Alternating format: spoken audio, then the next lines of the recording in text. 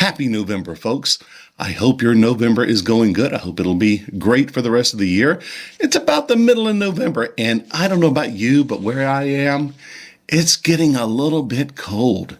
So I got a great sweater that I can wear here today. And of course, I've got my beer. It's a Spaten Optimator. It's a Doppelbock. Gotta love it. 7.6% alcohol. We'll go on to that in the rest of the beer specs. But this is one of the 6 beers, of course, that are in Oktoberfest. And we're going to open this thing up. We're going to see what makes it tick. And we're going to do it on...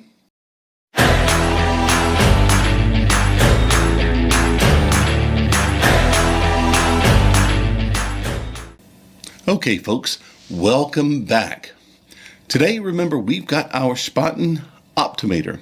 It's a Doppelbock, and remember, Doppel meaning double, and of course, Bock kind of loosely translates to goat, so it's a double coat. But this is actually a beer, one of the 6 that are represented at Oktoberfest. Yes, Oktoberfest is gone. No, I could not get the Oktoberfest of this one either. You know, I tried to get the one from the St. Augustiner or the Augustiner brewery.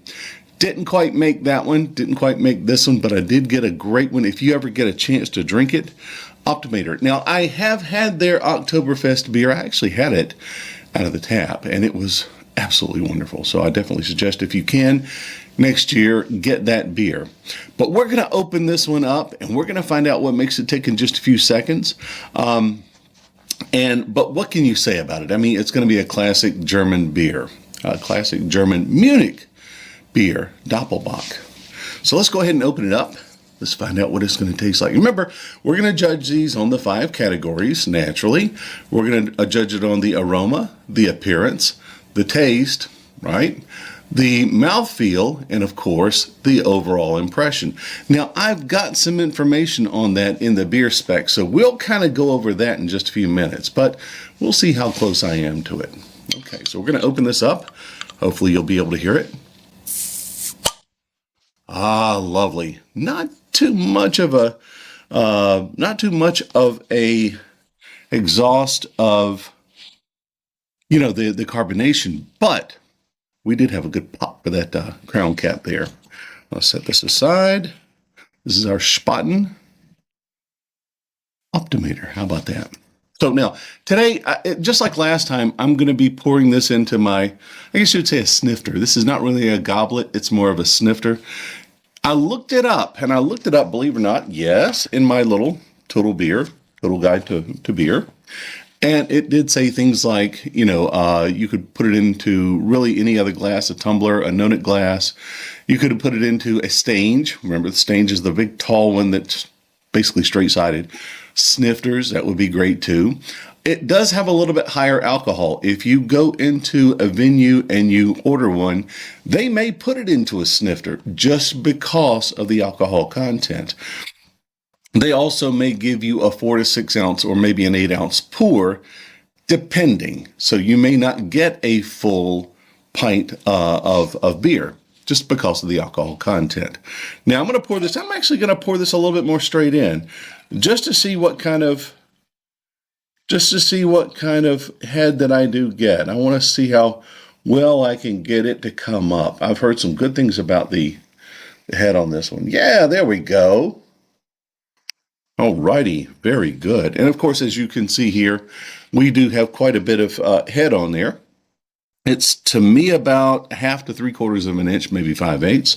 I'm going to see if I can really kind of tell you the color. I can't really show you the color that well. It's not going to be illuminated through the glass per se, but it's a nice, good, deep, kind of a strong coffee color, okay? And that's more the appearance, but we're going to get into that in just a few seconds. Let's take the aroma while we still got that head in those bubbles. Ah, lovely. Caramel, toffee, a little bit of a chocolate smell, malty. And by the way, if you've never smelled brewing malt without the hops, it's an incredible smell. One thing you can do if you really want to taste good malt, there are different types of drinks that you can get. One of them is called Malta. Grocery stores, it's very dark, very thick, very sweet. It's more of a soda pop, but it's really not, carbonated that much. It's just basically malt drink, and it's wonderful. But that'll give you a good flavor profile. It's a lot stronger than what you would normally get in a beer, but that would tell you what a malt would taste like if you just were to drink malt. The aroma, yes. I'm not getting any hops, which is fine. I don't really expect it. Definitely the malt. Definitely the malt. The caramel, the not coffee, but the toffee flavored. A little bit of fruitiness to it. Not much. It's not like again, it would be more like a fig. Okay. So it's a semi-sweet type of fruit. It's not like an apple, not like a pear, not like a strawberry or a raspberry or a blueberry or anything like that. It's going to be more along the lines of, let's say you took figs, dried them, and then that would be a little bit more of the taste, but definitely toffee, definitely malty. And again, the appearance. Now, our head has gone. I'm going to see if I can produce some Brussels lace without spilling it all over the table. And it doesn't seem like it wants to do any, but that's okay. But the head that we had has gone, has receded. That's not a measure of a good beer. It just is what it is. It just lets me know that the head, there's not a lot of proteins in there that are going to keep that head going. And that's fine. That's fine. Okay. It may not be as sweet as what I expect. That's fine. Or it may be overly sweet. Either way, I have not had Optimator. Remember, I've had the Oktoberfest before, so this is going to be a new one for me. Now, so we've got our appearance very, very dark, like good dark coffee, like good dark Colombian coffee, just really dark. Not quite as dark as espresso, but pretty doggone dark.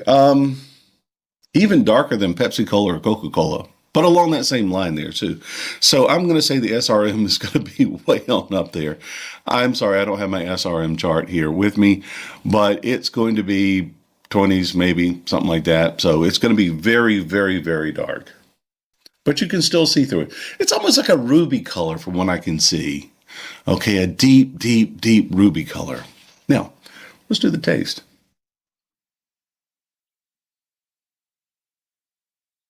Oh, that's lovely. Yes. Yes. Definitely getting the malt.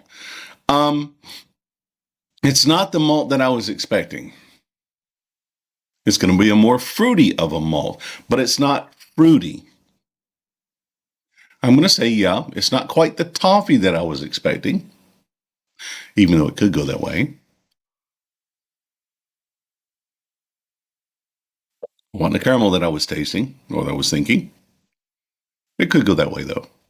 Again, it's all up to your palate. I'm still going to say it's more like a fig or more like a fruity like that. If you've ever eaten dried figs or really even good fresh figs, that's going to be more like what you're thinking. Kind of fresh figs, believe it or not, taste a little bit more like watermelon to me. I don't know. Um, pardon me. Not a lot of hops. Maybe it is a hops that's giving a little bit more of that fruity flavor. I'm not real sure.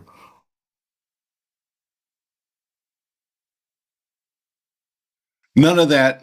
I'm gonna use a term. None of that metallic taste on the back end. None of that slight bite that you would think. It doesn't taste metallic, but there's no real hot bite on the end. Letting it go up through my nose and kind of chewing it a little bit. Yes, I can sort of kind of get the hints of the hops. I don't think it's really that hoppy. Generally speaking, it's going to be more of a good, rich beer designed to give you that energy, designed to give you that alcohol, designed to give you that flavor without being overly fruity. It's a lager, so you're not really going to have the same esters as you would in an ale. And someday we'll go into the differences between the lagers and the ales. If you don't already know, it's like the differences between fish and mammals. Okay, they're both animals, they both swim, two different types.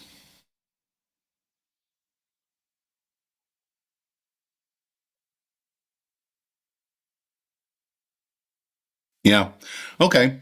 So it's great. I mean, naturally, it's going to be a great beer. I'm still picking up a little bit of a fruitiness, not by much. Um, Maybe it's just because I've had enough of it that I've gotten a little bit more used to what that flavor tastes like. So not as much, I mean, malty, yes, not as much malty as what I had to begin with. And again, that was kind of a shock to the mouth. Yeah, okay. So almost toasty too. So you got a little bit of a toast to it. This is going to be made with malts that are going to be darkened. They're going to be, whenever you malt, by the way, and I may do a session on malting, whereby you'll have some of the malt grains that are not just converted so that they can be beer, but they're darkened, they're changed, they're malted in a certain way, what gives whatever beer you're creating that flavor profile, as well as the sugar it needs to do its fermentation, which is really what you're drinking beer for anyway. Now, the mouthfeel, it's semi-dry. It's drier than what I expected. Not cloyingly sweet. Okay. Not really that sweet to begin with. You're not going to have that overall heaviness. That semi-dryness cleans the palate between, your drinks. And it makes that flavor profile come out in your mouth. The carbonation is still there, which means whenever you drink it, it's not overpowering, but it does release a lot of that flavor in your mouth, and you can feel it whenever you drink it. So whatever didn't come up as a head definitely is still inside the beer. I don't see it coming up from the bottom from what I can see, so it's not reacting with the glass to be able to create the bubbles. But you still have a little bit of that carbonation. Yeah, you have a little bit of that carbonation, not overly powering. Now, overall impression. I mean, come on. It is Spaten, all right? You're going to have a great beer here, no matter what. And again, like on a scale from 1 to 10, I mean, this is definitely a 9, a 9.5. And in some cases, you could still consider that an 11. I don't know. That's up to you. We're talking the higher end tier of beer styles. So if it sounds like I'm kind of mediocre about it, it really means the worst Spaten that I've ever had was great. Does that make any sense? Anyhow, that is my overall impression of this beer. I would absolutely, I mean, you got to drink this beer. I'm sure you can find it.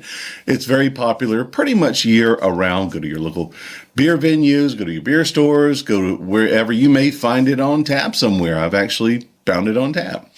But that being said, I'm going to leave you to the rest of the information about the beer on the beer specs right now.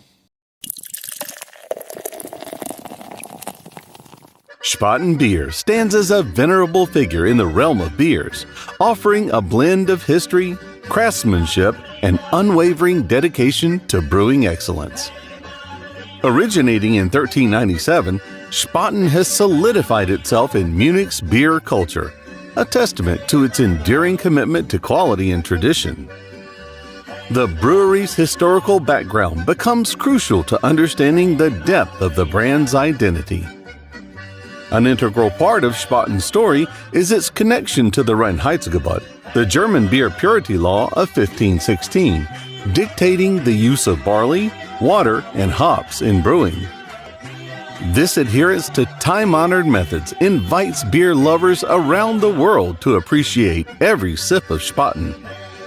Spaten's portfolio includes iconic brews like the Spaten Oktoberfest beer, Spaten Premium Lager, or Spaten Munich Hell, Spaten Munich Dunkel, Spaten Franziskaner Hefeweiss beer, and Spaten Optimator. Their authenticity aligns with the craftsmanship that Spaten has mastered over the centuries. Spaten Optimator. Spaten, Franziskanerbräu, Germany. Style, Doppelbock. Appearance, pores a very dark brown, almost black color. Thin and quickly dissolving dark tan head. Aroma, sweet, bready, brown sugar, roasted nuts. Taste, dark bread, nutty, brown sugar, hint of raisin and a hint of dark chocolate. Fairly long aftertaste reminiscent of coffee. Mouthfeel, medium to full body, well carbonated, no alcohol warmth. Overall impression, delicious. What a Doppelbock should be. ABV 7.6. IBU 60. SRM roughly 37 to 39. Okay, folks.